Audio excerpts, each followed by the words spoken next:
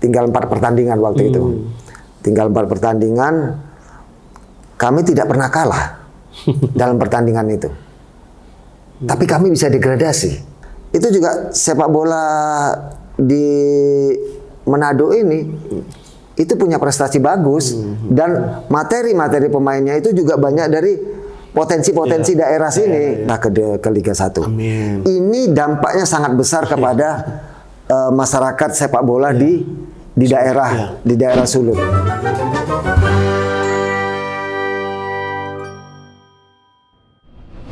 Ya, apa kabar nih Coach Jaya? Alhamdulillah baik. Baik ya, gimana Coach selama di Manado? Udah hampir berapa Coach? Sudah hampir sebulan ya? Oke, gimana Coach di Manado sendiri? Ya senang, banyak ikan di sini. Jadi udah banyak coba makanan-makanan yang ada di Manado ya Coach? Iya, terutama tuh sambal apa namanya? Roa. Bukan. Dabu-dabu. Wah enak banget. Jadi Coach, kalau kita ngobrol-ngobrol nih Coach, kapan terakhir kali? Apakah ini pertama kali Coach datang ke Manado atau udah sebelumnya udah pernah datang ke Manado Coach? Tahun 2002 ya waktu 2002 waktu itu saya membawa Persik Kediri, kita main lawan 4 besar di sini, Persema Manado, kemudian Perseden, kemudian Gianyar dan Persik Kediri. Kita 4 besar di sini. Kemudian di dalam pertandingan itu kita mempunyai poinnya sama semua. Akhirnya Gianyar dengan Persik Kediri tim yang saya bawa itu kita main di Bol Mongondo. Oh iya, Bol Mongondo. Ya, di Bol Mongondo. Kemudian Perseden dan Persema mainnya di Kelabat sini. Iya. Nah, itu Persema menang 2-1 di sini. Nah, akhirnya itu kita menang 2-1 juga di sana. Akhirnya kita yang juara. Lah, Persema sama Perseden itu mereka berharap kita di Bolmong itu draw. Jadi pertandingan tinggal 3 menit, Persik Kediri bisa memasukkan gol di sana. Jadi 2-1. Akhirnya kita yang juara, Perseden jadi juara 2, Persemanya out. Nah, itu jadi saya di sini tahun 2002 itu terakhir ke sini. Balik lagi 2022 20 tahun lagi. 20 tahun. Dan waktu itu juga meninggalkan memori yang cukup baik waktu datang ke Sulawesi Utara pada umumnya waktu itu ya. Oke Coach. Nah, mungkin kita bisa ngobrol-ngobrol dulu Coach. Ini Coach Jaya Hartono ya, kalau orang bola Indonesia siapa yang nggak kenal Coach Jaya Hartono? Coach Jaya juga mungkin mantan pemain sebelumnya, terus pernah bela timnas juga kan, sampai akhirnya jadi pelatih. Gimana Coach? Awal mula karir Coach seorang sosok Jaya Hartono ini bisa masuk ke dalam dunia sepak bola lah Coach. Gimana tuh Coach? Ya memang saya dilahirkan di Medan ya. Saya dilahirkan dari memang keluarga sepak bola sih. Nah, kemudian di usia 15 tahun itu saya di Medan masuk salah satu klub ternama di Medan, itu di Bintang Utara. Kemudian di usia 17 tahun saya mengikuti PSMS Junior. Ya, PSMS Junior, kemudian selama 2 tahun, kemudian saya ikut Piala Suratin. Kita waktu itu dapat juara 3 kalau nggak salah. Kemudian saya masuk di usia 19 tahun saya masuk ke tim senior PSMS Medan. Kebetulan waktu itu mengikuti Piala Marahalim Cup. Kejuaraan turnamen Piala Marahalim Cup itu diikutin oleh beberapa tim luar negeri seperti Korea Selatan, Irak waktu itu, kemudian ada PSSI Garuda waktu itu. Kemudian dalam pertandingan itu akhirnya kami mengalahkan di semifinal, kami mengalahkan Irak dengan skor 1-0. Kemudian kita terakhir ketemu di final, kita ketemu lawan Korea Selatan, kita kalah 3-1. Memang itu turnamen internasional. Turnamen internasional. Kemudian setelah itu saya di usia 20 saya merantau ke Jakarta. Jakarta. Ya, di Jakarta saya mengikuti salah satu klub di Persija Barat. Namanya Putra Guyup waktu itu. Kemudian saya selama 4 bulan mengikuti kompetisi di sana, itu saya bisa jadi top skor di divisi utamanya Persija Barat. Kemudian saya terpilih menjadi pemain Prapon DKI. Saya hanya mengikuti latihan cuma 1 kali karena tempat latihannya terlalu jauh. Iya. Kemudian saya akhirnya memutuskan tidak mengikuti latihan dari Prapon DKI. Kemudian tidak lama berselang, saya diajak oleh seorang pelatih saya yang di klub itu ke Surabaya untuk pertama niatnya itu bukan untuk memasukin klub. Jadi kita ke Surabaya itu niatnya mau nonton sepak bola. Oh, mau nonton? Iya, mau nonton sepak bola. Semifinal antara klub Galatama waktu itu. Kemudian pelatih saya bilang, Jai coba ikut tes di klub Niak Mitra. Niak Mitra itu salah satu klub besar di Surabaya. Galatama juga. Galatama waktu klub itu. Galatama, iya. Akhirnya saya coba ikut tes di sana. Di sana saya bisa mengikuti 2 pertandingan. Yang pertama pertandingan di Solo, yang kedua pertandingan di Madiun. Nah, pertandingan di Madiun itu saya cetak 2 gol. Akhirnya saya bisa masuk di tim Niak Mitra. Oh ya coach, tadi kan coach bilang coach sempat top skor juga. Apakah posisi coach waktu itu emang striker atau? Bukan, saya gelandang kiri. Gelandang kiri tapi bisa top skor terus cetak gol. Iya, bisa top skor. Dengan setengah putaran itu saya waktu itu cetak 4 gol. 4 gol. Karena kan klubnya sedikit. Iya. Ya, klubnya sedikit, saya bisa cetak 4 gol. Akhirnya saya di setengah putaran itu bisa jadi top skor. Nah, terus yang di Niak Mitra gimana waktu itu coach? Di Niak Mitra saya mengikuti pelatihan-pelatihan di sana. Akhirnya waktu itu saingan saya adalah Coach Hanafing di posisi itu. Iya. Akhirnya sama pelatih, mungkin karena pelatih melihat kemampuan saya bertahan itu lebih bagus daripada Hanafing. Akhirnya saya dari posisi sayap kiri itu ditarik ke belakang. Jadi bek kiri. Menjadi bek kiri, mendampingi Hanafing. Ya. Akhirnya saya sama pelatih disuruh belajar. Jaya, kamu belajar menjadi seorang bek kiri. Ya saya bilang gitu. Akhirnya saya belajar. Akhirnya saya justru di bek kiri saya terpanggil menjadi pemain timnas. Iya, karena memang saya spesialisasi kiri, kaki kiri. Iya. Kemudian di tahun 85 waktu itu, 84 saya masuk, 85 saya mulai ikut kompetisi.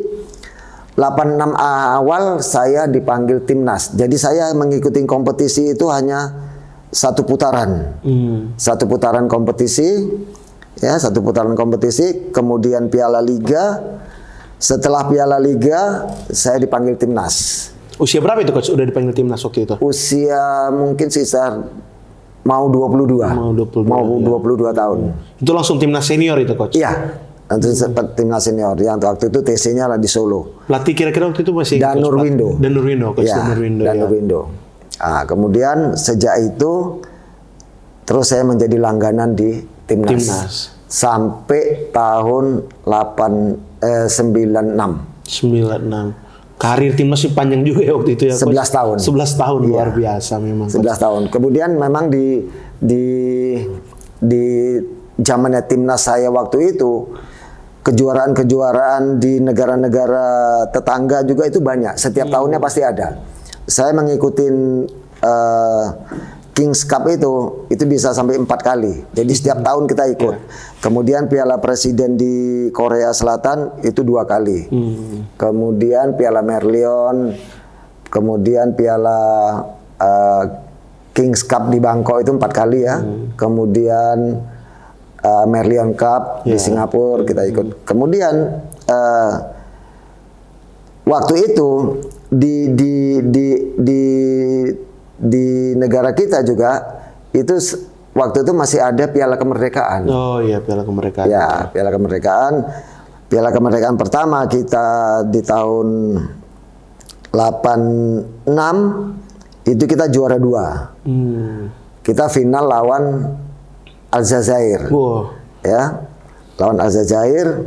Alhamdulillah waktu itu saya inti. Oh, starting ya berarti. Ya, starting 11 sampai habis.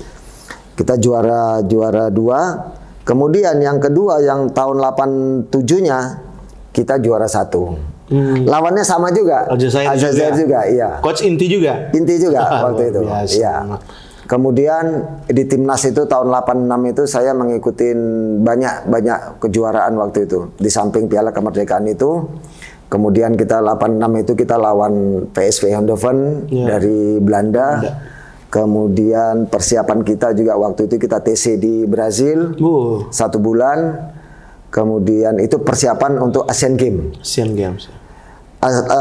Di Asian Games, alhamdulillah kita bisa mencapai melebihi target dari yang diberikan oleh PSSI. Waktu itu target kita hanya masuk 8 besar aja.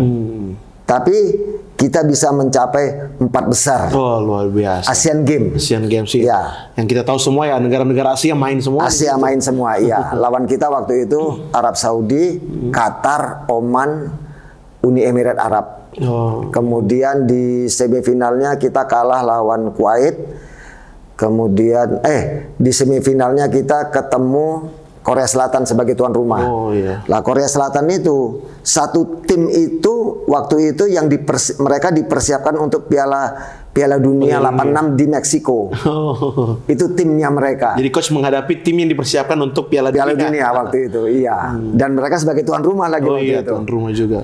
Kemudian kita kalah lawan Korea. Kemudian kita mencari juara 3-4-nya itu kita ketemu Kuwait. Kita juga kalah waktu itu. Tapi target dari PSSI sendiri itu sudah terlampaui. Iya. Kalau SEA Games coach mungkin pernah ikut? SEA Games tahun 8 itu berlanjut. Ya. Jadi timnas itu berlanjut sampai tahun 87 dengan pelatih yang sama.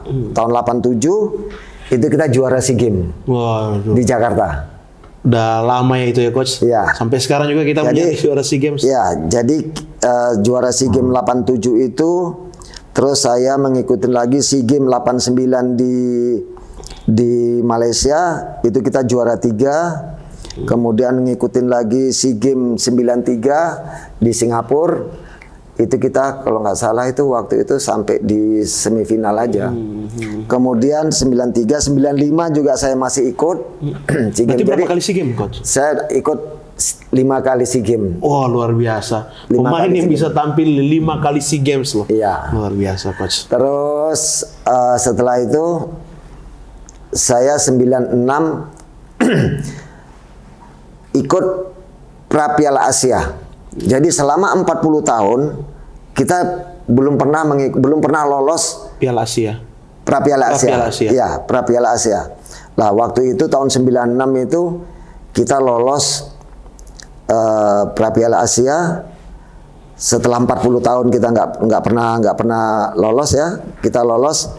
Kita mengalahkan India 7-1. Kemudian kita draw lawan Malaysia 0-0. Kemudian Malaysia cuman menang lawan India itu 5-2. Akhirnya kita yang lolos. Tim ini lolos ke Dubai. Saya waktu itu langsung mengundurkan diri karena usia saya waktu itu sudah 36. Oh. Jadi terakhir saya di timnas itu usia saya udah 36 tahun ya. Saya mundur itu atas inisiatif saya sendiri. Saya bicara kepada manajer tim waktu itu Pak Nirwan Bakri, kemudian pelatih dan Nurwindo. Beliau malah menawarkan saya, Jai kenapa nggak ikut terus? Saya beri kesempatan yang buat yang muda-muda. Saya bilang ya. Kemudian mereka melanjutkan perjalanan ini ke Dubai yang terus Widodo cetak gol terbaik itu. Ya itu. Itulah perjalanannya di timnas. Timnas ya, Coach. Kemudian untuk perjalanan saya di klub, saya bermain di klub itu di Niak Mitra 6 tahun. Kemudian di Petrokimia 2 musim. Kemudian di BPD Jateng 1,5 musim, kemudian klub itu bubar.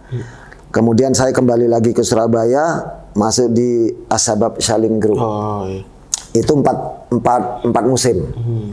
Kemudian setelah itu klub ini bubar. Kemudian saya terakhir bermain di Pupuk Kaltim. Ya. Di Pupuk Kaltim itu juga waktu itu saya pernah lawan Persema Manado. Ya, betul. Waktu itu pemainnya ada Edi Musrisa. Ya. Waktu itu. Berarti tahun 96 itu atau tahun itu sudah 97-an. Oh iya, 97 betul. 97 98. Ya, kemudian setengah putaran itu kompetisi diberhentikan karena ada kerusuhan di Jakarta. Iya, betul. Ya. Berarti waktu main sama PKT, Coach pernah datang sini juga main waktu itu? Belum sempat. Ya, liga udah diberhentikan. Persema yang di sana. Persema yang ke sana. Terus liga udah diberhentikan setelah itu. Untuk putaran kedua kompetisi diberhentikan. Ya, kompetisi liga keempat waktu itu. Betul. Jadi saya lebih kurang main di Liga Indonesia itu sekitar 15 tahunan. 15, luar biasa, Coach. Yang orang dari Medan terus merantau ke Jawa ya, Coach? Merantau ke Jawa, main hijrah ke Jawa, main di banyak klub juga ya, Coach? Apalagi waktu itu Galatama sebelum ada Liga Indonesia kan? Galatama, Coach, main di beberapa klub besar juga Galatama. Karir timnas juga begitu panjang ya, Coach? Karena nggak mudah, nggak banyak pemain yang bisa punya karir timnas yang kurang lebih bisa 14 sampai 15 tahun itu, Coach, di timnas ya. Di timnas 11 tahun. 11 tahun, wah, luar biasa, Coach. Nah, selanjutnya, Coach, ketika memutuskan pensiun itu di usia berapa kira-kira, Coach? Dari bermain bola? 36 itu. 36 langsung. 36, iya. Pensiun timnas, pensiun juga di klub waktu itu? Enggak. Jadi timnas dulu. 36, terus saya di klub itu ya sekitar 38-an. 38. Setelah pensiun dari pemain bola itu meniti karir saya mulai menjadi pelatih. Nah, itu Coach mulai jadi pelatih. Gimana tuh, Coach? Saya memulai karir pelatih itu mungkin saya waktu itu peralihan dari pemain ke pelatih ini saya waktu itu nganggur 2 tahun. Nganggur 2 tahun, saya banyak belajar di sana, terus saya melatih klub-klub kecil. Waktu itu ada klub sekolah sepak bola, akademi. Ya, akademi. Waktu itu saya sudah turun, mulai di akademi, kemudian saya ditawari salah satu universitas di Surabaya untuk melatih tim sepak bola mereka. Ya, waktu itu mengikuti kejuaraan Bapomi, ya, Pekan Olahraga Mahasiswa. Ya, kebetulan waktu itu kita dapat juara 2 waktu itu, juara 3 waktu itu.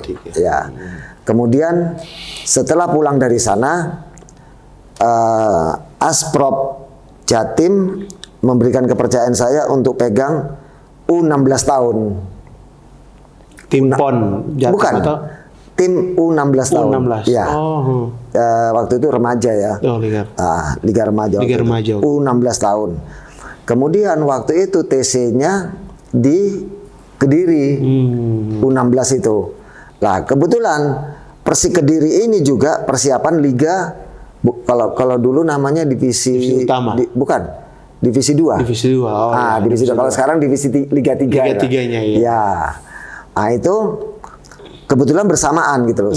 Satu lapangan Stadion Brawijaya Kediri itu dipakai untuk U16, dipakai juga untuk Persik Kediri di Liga 3. Atau waktu dulu divisi 2. Ya. Lah, kemudian ada salah satu pengurusnya Persik itu ngomong ke manajer tim, itu si Jaya kok masih bagus kondisinya, karena waktu saya pegang U16 itu saya selalu ikut main. Iya, bareng anak-anak U16. Iya, ikut main. Kemudian saya dilihat, itu Jaya kok masih bagus, kondisi fisiknya bagus, badan saya juga masih bagus. Akhirnya saya ditawarin ditawarin untuk main di Persik waktu itu. Untuk main lagi ya? Untuk main lagi. Saya bilang, main apa? Saya bilang, ya main bola. Dia bilang gitu. Ya saya ini mau jadi pelatih loh. Saya bilang gitu, saya ingin jadi pelatih. Iya, bela dulu tim ini. Akhirnya saya malam itu dipanggil oleh Bapak Wali Kota Kediri. Beliau menawarkan saya, Pak Jaya,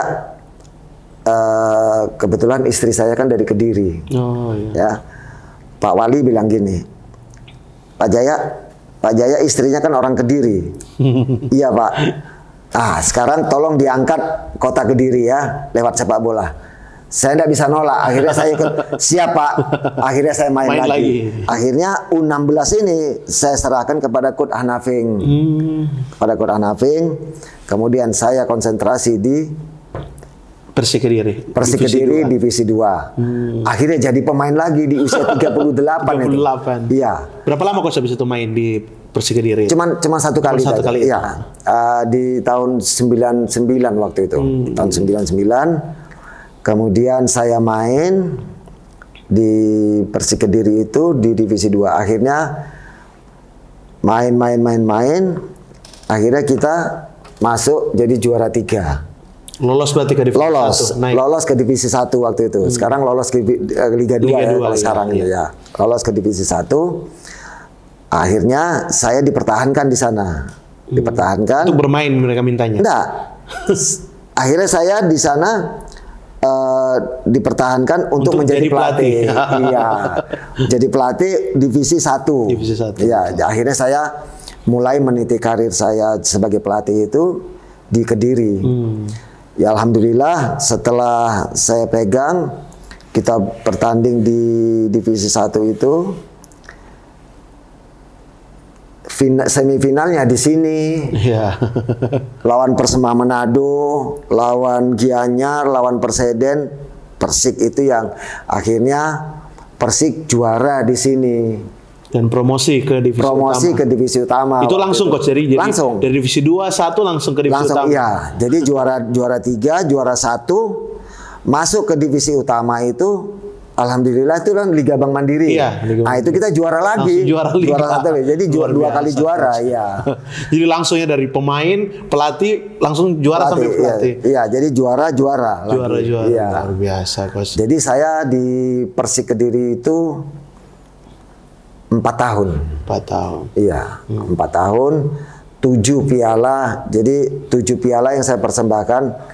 2 piala juara 1 dan juara 3 piala gubernur, kemudian piala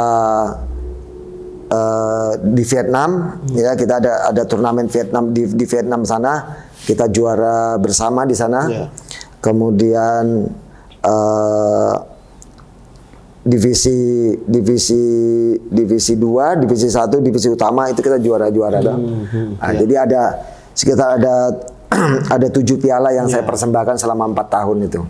Berarti Coach waktu meraih juara bersama Persik Kediri, Coach termasuk pelatih muda saat itu ya, sudah bisa membawa tim juara Liga Indonesia. Waktu itu usia saya masih 39 tahun. Juara bersama Persik Kediri, luar biasa. 39 40-an. Nah setelah dari Persik Kediri Coach melatih kemana lagi waktu itu Coach? Waktu itu saya keluar dari Persik Kediri itu tahun 2004. Kemudian saya masuk ke Persiba Balikpapan 2005. Di Persiba Balikpapan itu juga tim promosi waktu itu.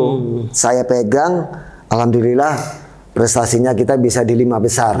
Waktu itu, ya tahun 2005. Kemudian saya pindah lagi ke Deltras Sidoarjo. Saya di sana 2 musim. Alhamdulillah musim kedua itu saya membawa Delta Sidoarjo itu ke 8 besar. 8 besar. Iya. Kemudian saya 2 musim di Deltras, kemudian dipanggil Persib Bandung untuk melatih Persib Bandung 2 musim di sana. Musim pertama 3 besar, musim yang kedua 4 besar. Luar biasa. Iya. Kemudian setelah itu saya kembali ke Persik lagi. Balik lagi ke Persik Kediri. Persik Kediri itu sudah masuk ke IPL. Oh iya. Liga Primer ya. Liga Primer itu. ya Liga Primer itu kan sudah mulai ada ribut-ribut. Ada dualisme. Dualisme ya betul. Nah, kemudian setelah dari Persik itu saya dipanggil ke Persija IPL. Jadi saya melatih 1 musim di Persik lagi, kemudian IPL waktu itu ya. Di Persija IPL juga saya 1 musim. Kemudian setelah itu, waktu itu saya sakit. Setelah dari Jakarta itu saya sakit. Saya hampir satu setengah putaran saya nggak mengikuti sepak bola.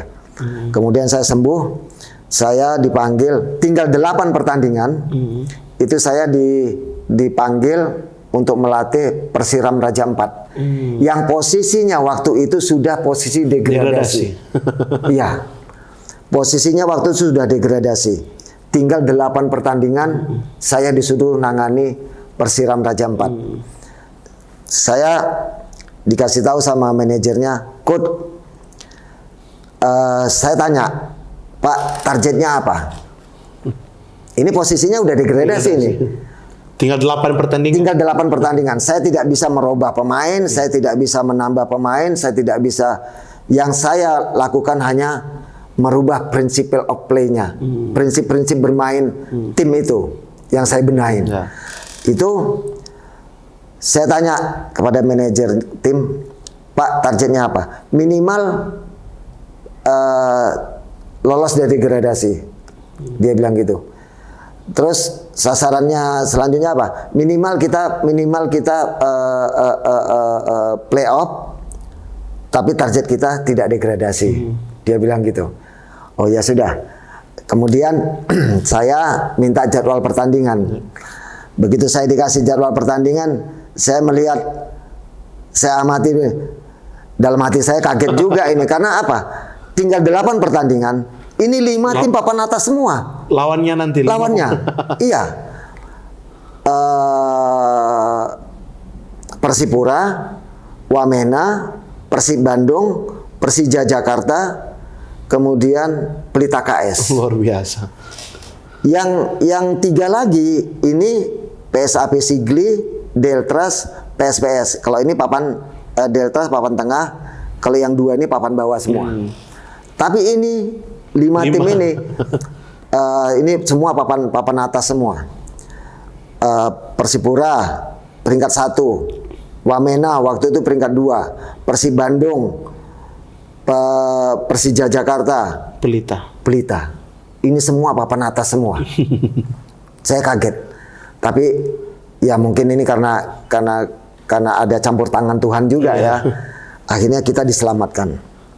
Terakhir kita lawan Pelita KS itu yang tidak pernah saya perkirakan itu waktu kita lawan Persija Jakarta di Jakarta. Perhitungan saya itu kita bisa ambil draw-nya sudah cukup bagus. Alhamdulillah kita menang. Lawan Persija kita menang di Jakarta. Main di Jakarta. Iya.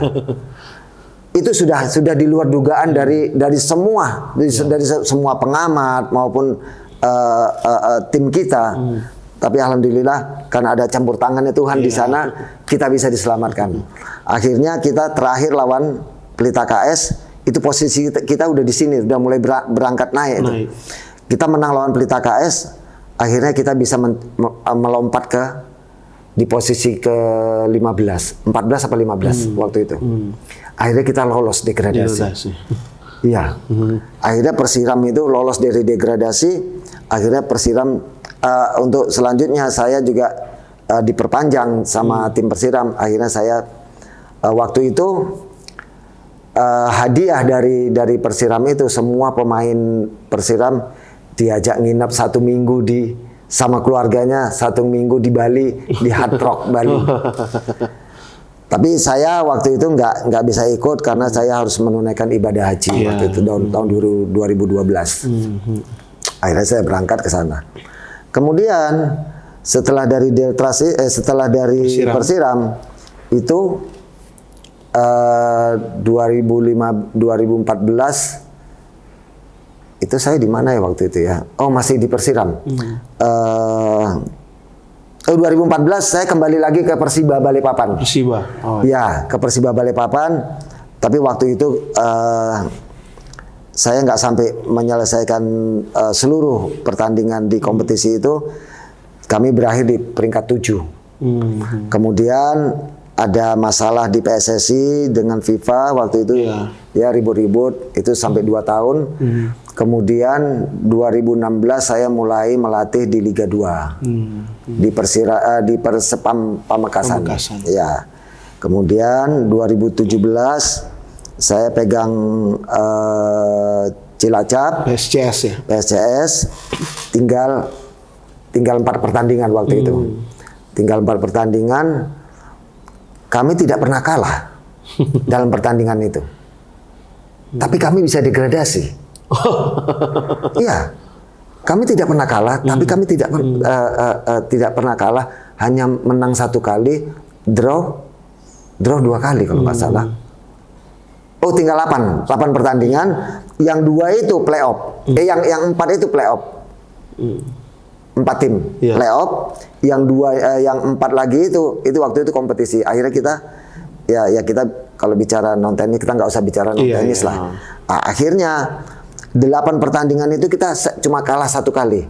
Jadi di 4 kali pertandingan playoff itu kita tidak pernah kalah, tapi kita bisa degradasi. Nah, lucu nggak? Gitu? Nah, akhirnya kita degradasi. Tapi saya waktu itu di Cilacap diperpanjang.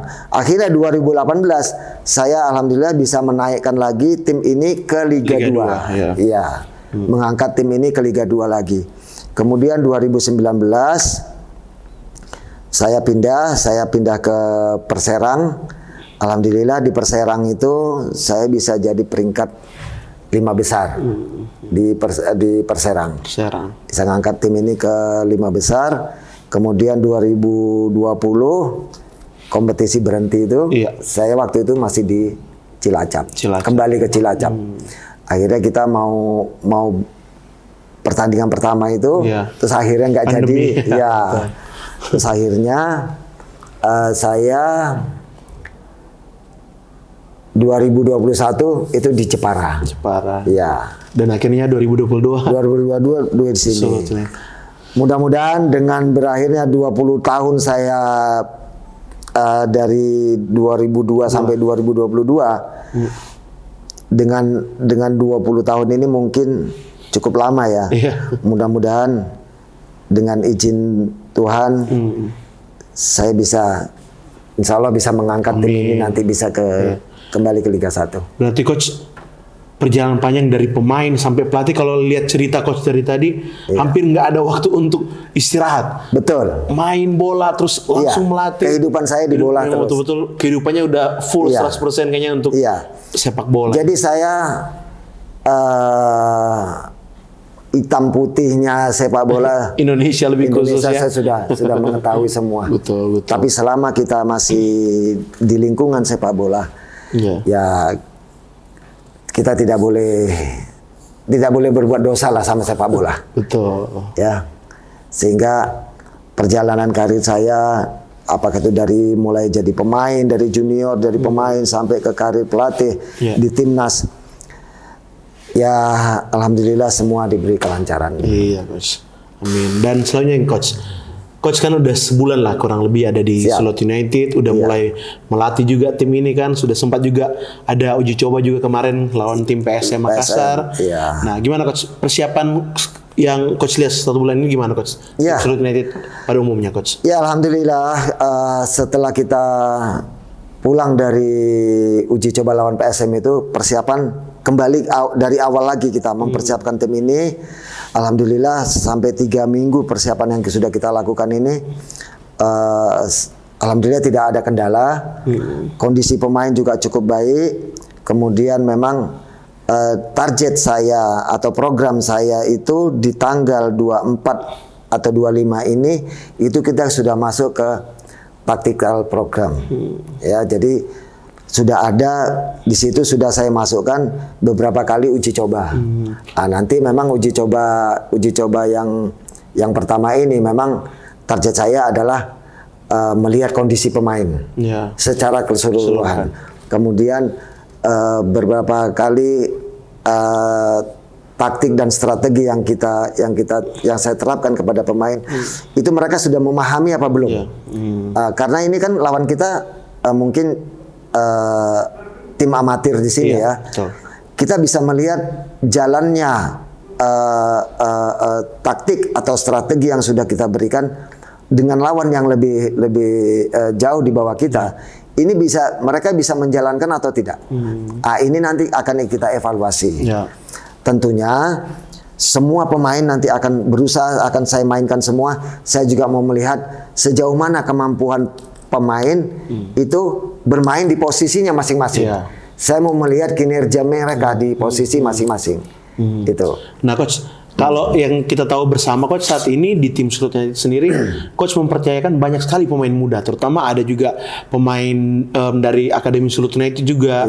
Ada juga pemain yang profesional, tapi masih usia-usia yang termasuk usia-usia yang muda kalau kita lihat. Gimana Coach bisa mempercayakan pemain muda untuk dipersiapkan bersaing di kompetisi profesional Liga 2 ini, Coach? Iya, memang saya suka dengan pemain-pemain muda ya, karena tapi itu pun saya melihat di samping mereka punya usia muda, saya melihat beberapa pemain muda itu yang mempunyai kemampuan sudah hampir-hampir dengan senior.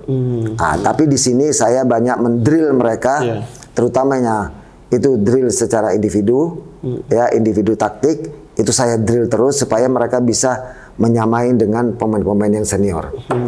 Jadi gabungan antara pemain senior dengan yang masih muda-muda ini alhamdulillah bisa sejauh ini Coach bisa lihat bisa seimbang ya. Oke, Coach. Nah, selanjutnya Coach, mungkin sebulan terakhir atau 3 minggu ke belakang mungkin lebih banyak ke fisikal ya, Coach. Betul. Nanti tadi Coach juga jelaskan kita udah mulai tanggal 24 atau 25 masuk ke taktikal ya, Coach. Oke, berarti kalau Coach melihat sendiri durasi persiapan tim ini untuk menghadapi Liga 2 seperti apa, Coach? Apakah sudah cukup atau seperti apa, Coach? Ya, kita sudah masukkan ke pre-season uji coba sebenarnya. Nanti dalam uji coba itu banyak kita lakukan evaluasi, mungkin evaluasinya itu lewat video session, ya mungkin nanti ada beberapa pertandingan uji coba yang mungkin bisa juga nanti setiap uji coba itu saya minta untuk tim media official itu bisa merekam semua pertandingan supaya ini menjadi bahan evaluasi kita nantinya. Sejauh mana perkembangan mereka bisa menyerap semua strategi taktikal dan strategi yang saya berikan kepada pemain ini sejauh mana mereka bisa menyerap itu. Apakah ini nanti sudah bisa mereka serap walaupun tidak 100%, mungkin 80%, 90%, ini sudah cukup bagus. Dan soalnya Coach kan ada rencana ya kita akan ada training camp Sulut United di luar daerah lagi. Betul. Coach, gimana Coach untuk persiapan training camp itu, target-target apa atau ada agenda apa Coach di training camp nanti yang pasti di sana di samping kita mengikuti latihan-latihan, kemudian mungkin di sana tujuannya adalah banyak uji coba nanti kita. Jadi kita nanti di sana tuh pengkondisian pemain, penjagaan kondisi pemain, kemudian dengan banyaknya nanti kita uji coba apakah nanti ada di Liga 2 tim yang Liga setara 2, ya Liga 2 atau Liga 1 atau juga tim-tim yang lemah di sana nantinya. Hanya sebagai untuk pemanasan aja. Oke, Coach. Nah, Coach, tapi itu semua juga untuk bahan evaluasi kita semua. Iya. Jadi kalau Coach melihat durasi persiapan tim Sulut United ini sudah cukup baik untuk menghadapi Liga 2. Oke, Coach. Nah, untuk melihat peta persaingan nih Coach, Liga 2 musim ini kita tahu bersama ada beberapa tim yang cukup kuat juga dari Liga 1 harus regradasi seperti ada Persipura, ada Persela Lamongan juga. Terus ada klub-klub yang punya nama besar juga dari Liga 3 udah mulai naik lagi ke Liga 2, ada Delta Sidoarjo kan. Itu ada Gresik United. Gimana Coach melihat peta persaingan nanti di Liga 2 ini? Iya, saya rasa kita harus lebih waspada lagi ya. Jadi setiap pertandingan itu adalah final. Setiap pertandingan adalah final. Jadi entah kandang ataupun tandang, Coach. Tandang atau kandang, kita harus tetap waspada bahwa setiap pertandingan adalah final. Apalagi kalau nanti itu ada home and away. Ya. Kalau nanti kita bicara kompetisi home and away, kita berusaha dan kita setiap pertandingan di home terutama kita harus fight, betul-betul fight. Betul. Jangan sampai kita kehilangan poin di kandang. Tapi di luar kandang kita harus curi poin. Iya. Ya. Nah, itu nanti kita bicara strategi di situ. Ya, materi pemain juga siapa yang harus kita persiapkan dengan yang punya karakter bertahan lebih baik. Mungkin itu nanti ada rotasi pemain di situ nanti. Dan mungkin siapa tahu musim ini kan sudah bisa ada penonton kan coach? Ya mungkin kita berharap juga dukungan dari supporter, penonton semuanya. Apalagi kita main kandang coach. Main di kandang. Harus lebih maksimal lagi. Karena penonton itu juga adalah pemain ke-12. Iya, betul. Yang bisa menambah energi pemain juga di dalam lapangan ya itu coach. Nah, selainnya coach untuk Liga 2 ini coach, bagaimana coach melihat perkembangan kompetisi level Liga 2 ini yang ada di musim per musim lah coach. Kan istilahnya mungkin coach sempat cerita ada dulu sebenarnya divisi 1 kan coach untuk level keduanya. Kemudian sampai sekarang akhirnya ada Liga 2. Nah, level kompetitif yang ada di Liga 2 saat ini gimana coach dibandingkan dengan yang sebelumnya? Iya, saya rasa semua tim itu punya motivasi untuk bisa ke Liga 1 ya. Jadi sehingga persaingan di Liga 2 ini cukup ketat nantinya. Apalagi kalau nanti home and away, tentunya bukan hanya kita aja yang tidak mau kehilangan poin di kandang. Tim yang lain juga pasti. Tim yang lain juga mungkin punya filosofi seperti itu kan gitu. Jadi ini dengan adanya seperti itu, siapa yang lebih siap secara tim, strategi dan mental. Betul. Jadi ini yang paling utama kalau kita bertanding di away itu masalah mental. Iya. Karena apa? Karena kita akan ditekan oleh pemain ke-12 itu, mungkin penonton ya. Jadi di dalam satu pertandingan itu ada 4 komponen ini nanti yang akan menekan mental pemain maupun tim. Ada 4 komponen. Pertama, tim lawan. Yang kedua, mungkin wasit. Yang ketiga, wasit ini masalah keputusan lah ya. Yang ketiga adalah penonton. Ya. Kemudian yang keempat adalah diri kita sendiri. Kalau diri kita sendiri ini kan masalah mental. Ya. Nah, jadi 4 komponen ini nanti akan saya bicara kepada pemain bahwa inilah yang akan mengganggu kita dalam setiap pertandingan nantinya. Baik itu dalam pertandingan home maupun dalam pertandingan away. Terutama dalam pertandingan away. Karena kalau dalam home, saya berharap supporter situasi apapun, supporter kita, situasi apapun, dukunglah kami. Sampai di akhir perjuangan kami. Itu harapan saya. Jadi saya berharap tidak hanya supporter, tapi semua, khususnya masyarakat Manado, umumnya masyarakat Sulut. Kita minta doa dan dukungan dari masyarakat semua yang ada di Manado maupun di Sulut. Sulawesi Utara untuk Sulut United ini ya coach.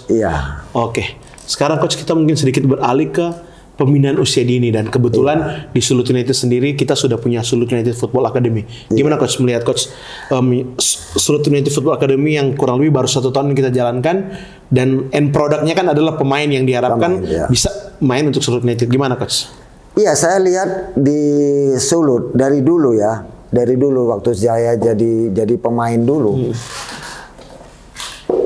Sulut ini tidak kekurangan pemain. Pembinaan dari mulai zamannya mungkin almarhum Mangindaan ya. Iya. Ini banyak sekali pemain-pemain yang muncul. Mangindaan mungkin. Mangindaan. Kalau Mangindaan masih ada, masih hidup. Mangindaan waktu itu ya.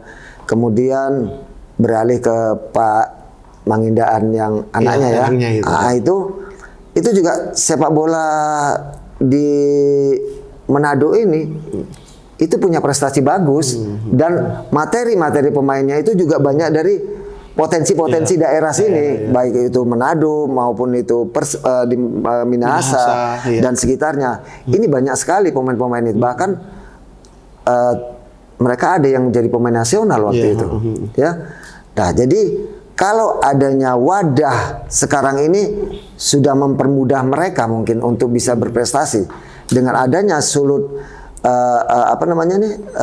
Sulut Academy, ya, Akademi Sulut ini mereka harus punya motivasi untuk bisa berprestasi. Karena apa? Mereka sudah punya wadah. Ya.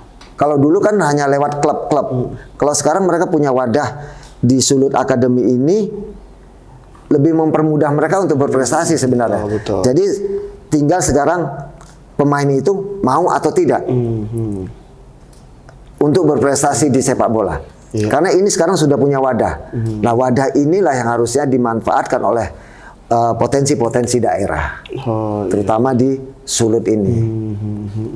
Nah, Coach, kalau kita bicara mungkin untuk anak-anak yang mungkin zaman sekarang ya Coach, mungkin adanya gadget atau perkembangan teknologi yang ada, mungkin bagaimana Coach menumbuhkan antusiasme kembali anak-anak untuk berlatih sepak bola, terlebih mungkin di daerah ini gitu, untuk mungkin pesan-pesan gitu bagi orang tua ataupun pecinta sepak bola yang ada di Sulawesi Utara, bagaimana agar supaya sepak bola ini bisa kembali hidup lagi, kembali berjaya lagi lah, berprestasi lagi Coach. Saya sangat berharap, saya akan berharap dan berusaha dan berdoa semoga Sulut United ini bisa melangkah ke Liga 1. Amin. Ini dampaknya sangat besar kepada masyarakat sepak bola di daerah Sulut. Karena apa? Ini bisa menjadi acuan kepada pemain-pemain muda, ya, terutama yang orang tua yang anaknya ingin bermain di sepak bola. Karena kalau nanti kita ini bisa naik ke Liga 1, itu nanti ada kejuaraan Elite Pro ya. Elite Pro. Nah, ini kesempatan pemain-pemain potensi-potensi daerah, khususnya Manado atau di Sulawesi, ini punya wadah untuk bisa bermain di Elite Pro. Ya. Kemudian kita kembali lagi ke akademi. Akademi ini harus, saya melihat di akademi Sulut ini itu saya melihat cukup bagus. Ya, cukup bagus. Wadah ini harus bisa dimanfaatkan oleh potensi-potensi daerah. Ya, terutama anak-anak yang ingin berkarir atau anak-anak yang ingin menjadi pemain sepak bola yang handal, yang nantinya mereka pingin bermain di timnas atau bermain di Liga 1 atau Liga 2, itu awalnya sudah ada wadah mereka. Wadah yang paling penting. Iya. Oke Coach, mungkin obrolan kita di kesempatan kali ini akan berakhir, dan mungkin Coach ada sedikit closing statement Coach tentang Sulut United atau harapan-harapan apa Coach untuk Sulut United ke depannya nih Coach? Ya, harapan saya pertama, karena tim ini saya pegang, saya berharap Sulut United ini dengan dukungan dan doa masyarakat Manado khususnya dan Sulut, Sulawesi Utara umumnya, ini kita bisa beranjak ke Liga 1. Oke, amin. Ya, kemudian kepada pemain-pemain potensi-potensi daerah khususnya di Sulut, Sulawesi Utara ini, ayo mari kita bermain sepak bola. Ayo kita bermain sepak bola. Oke, Coach, makasih Coach waktunya di kesempatan kali ini. Terima kasih. Sampai bertemu lagi dan sukses selalu Coach di lapangan. Amin. Dan kita berdoa bersama Coach Jaya Hartono bisa membawa tim ini lolos ke Liga 1. Amin. Oke, terima kasih Coach. Terima kasih. Terima kasih. Siap.